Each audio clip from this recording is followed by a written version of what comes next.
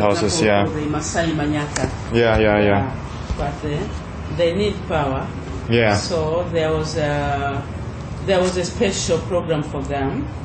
They were not supposed to do wiring in their houses, and we are using an already electrified meter.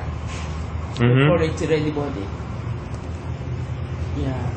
You don't need to do any wiring. You just use that meter. It's already electrified. So you can use for lightings. You can use for TV. You can use for cooker. You can use for a fan or a radio. Yeah. How is it called? Ready body. Ready body meter. Ready body meter.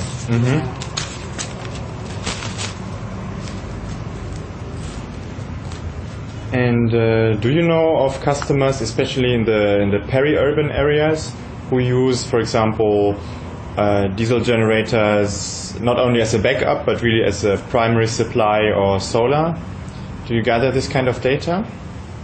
Yeah, we have, but most of them nowadays they can use solar. To use generator is expensive because of the fuel.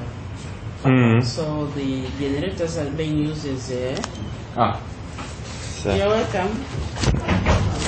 My colleague, Professor Mondstadt. Yeah. Oh, you keep, now you stay there. Karibu. Asante sana. Yeah. Hello.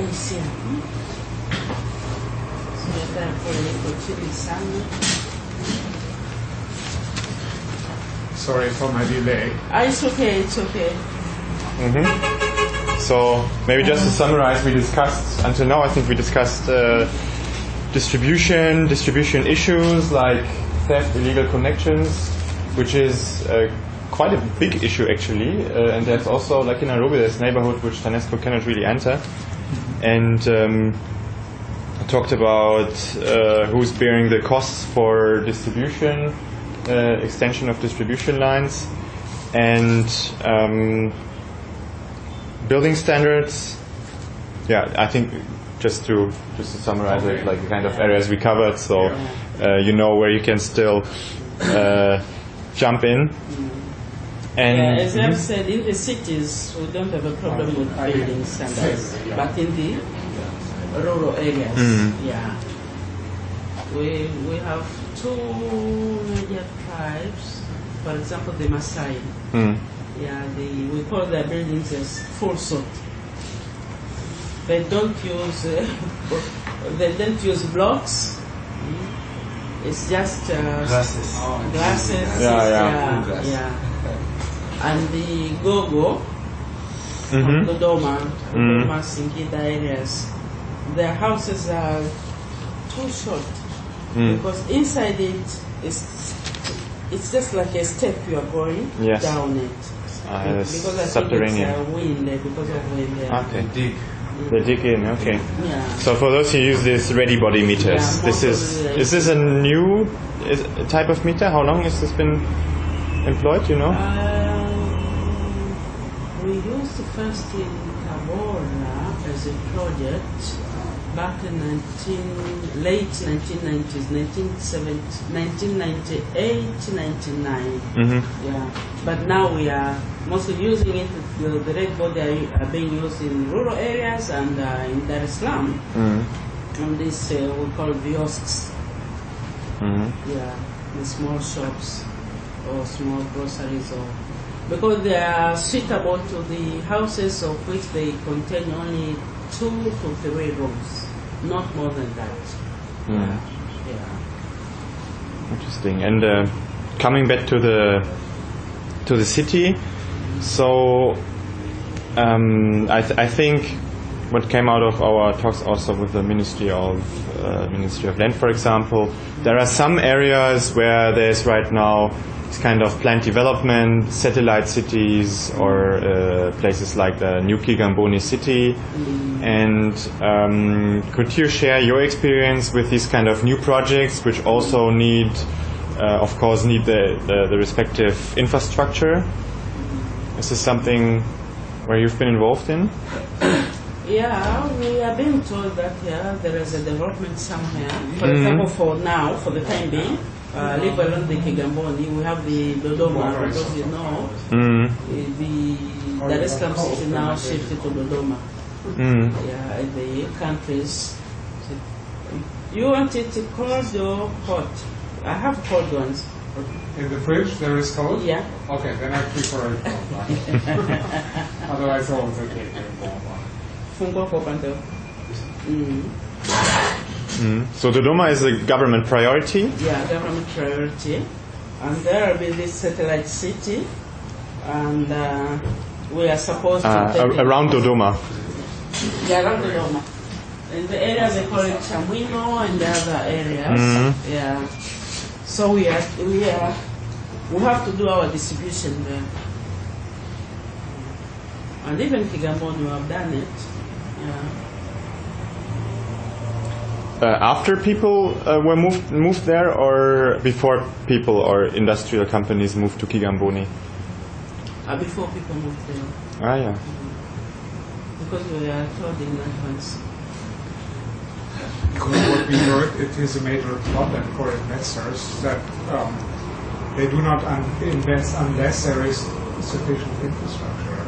And we were told it is a major problem because you are kind of bound to the cost recovery and efficiency issues, and if there are not yet enough residents or firms, it's of course not cost efficient to extend the network. So how do you cope with this challenge? Yeah, if there are no there are no structures, to us it's very difficult because we are doing that as an investment. Yeah. And sometimes they plan, they set aside the plots, but nobody's building. The plots are being bought, but nobody's building. So if you take your infrastructure there, it will stay there for 2, 3, 4, 5 years. That is costly to us because we have invested for nothing. Yeah. So in most cases, if it's not government one or if it is not a corporate one, it's just an individual. They just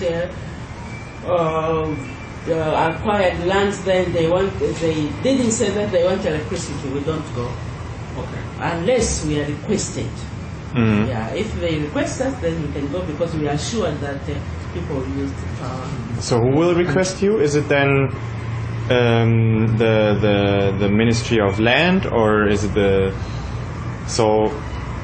who sends from whom do you have to get the request in order to make this investment in advance?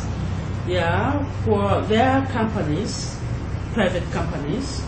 And for example, in the case of Kigamboni, a lot of private companies acquired lands there. So they needed electricity, they requested us, and they paid us. Okay, they paid themselves. They paid us. But for the government, they just request from us, and we electrify by our own budgets. Oh. Yeah. In most cases, we are using our own budgets. Okay. And so it's the a very government rare case size. that land developers kind of pay for the network extensions and then later on distribute it to the individual owners. You are talking about the disputes? Excuse me? Disputes. You are talking about disputes? No, I mean, I only know the German case, sorry. And there it is organized that if land developers buy land, then they also buy for network extensions and then later on allocate that to the individual owners. So if they sell the plots, so they buy huge plots of land and then get the infrastructure there, and then it is being allocated to the individual owners, so it's put on their price on the land. Yeah, of course, that is a major problem, not only to the private lands, even to the government lands. For example, we have this National Housing Corporation. They are now building houses and they sell to individuals. So when they acquire land, they build the houses and they request electricity from us. We have to charge them because it was not in our plans. when they